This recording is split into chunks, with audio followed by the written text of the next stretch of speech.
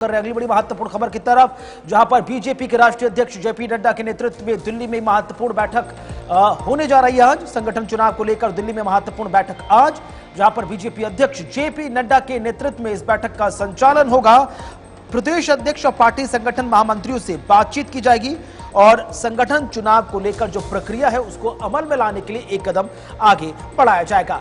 तो फिलहाल बैठक में पार्टी के केवल वरिष्ठ नेता ही यहां पर शामिल होंगे। भाजपा संगठन चुनाव लगातार उसकी प्रक्रिया जो है वो चल रही है और उसी को मद्देनजर रखते हुए संगठन चुनाव को लेकर भाजपा के राष्ट्रीय अध्यक्ष जेपी नड्डा पार्टी के प्रदेश अध्यक्ष और पार्टी संगठन महामंत्रियों से भी बातचीत करेंगे। लेकिन फिलहाल आप देखिए सिर्फ और सिर्फ वरिष्ठ नेता यहां पर इस बैठक के अंदर मौजूद रहेंगे। लगातार इस पर काम किस तरह से होगा ये देखने वाली बात है। बिल्कुल आशा, ये चीज समझिए, क्योंकि हमें मालूम है कि कल नतीजे आ जाएंगे झारखंड के और महाराष्ट्र के। हमें यह भी मालूम है कल यूपी की 9 सीटों पर भी नतीजे निकलकर सामने आएंगे। किसकी परफॉर्मेंस बेहतर रही, चुनाव प्रभारी रहा तो प्रदेश में कितना बीजेपी ने बेहतर काम किया, प्रदेश अध्यक्ष की भूमिका कितनी सकारात्मक रही, यानी कुल मिलाकर हम देखते हैं अक्सर चुनावी परिणाम जब निकलकर आते हैं तो आपने अच्छा काम किया है तो एप्रिसिएशन होगा, प्रमोशन मिल सकता है, बड़े पद की जिम्मेदारी होगी। पोल ऑफ पोल्स की अगर बात करें तो ज्यादा तौर पर आप देखिए यहाँ पर एनडीए की सरकार बनती नजर आ रही है और हाफ सीटें जो है वो यहाँ पर उपचुनावों को मद्देनजर रखते हैं। अगर यूपी की बात करें तो वहां पर बीजेपी और समाजवादी पार्टी के पाले में।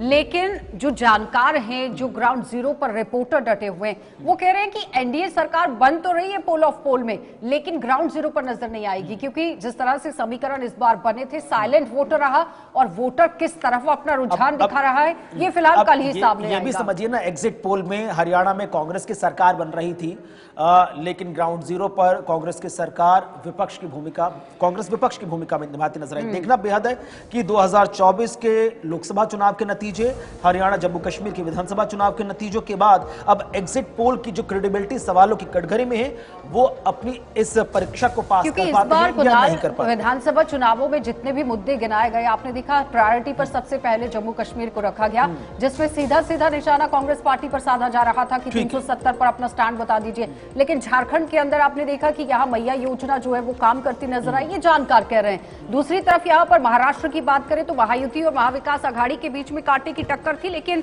एक बार फिर से दावा महायुति ने जरूर किया था। कल फिलहाल तस्वीर साफ हो जाएगी कि आखिर किसके पाले में यहाँ पर गेंद जाती है।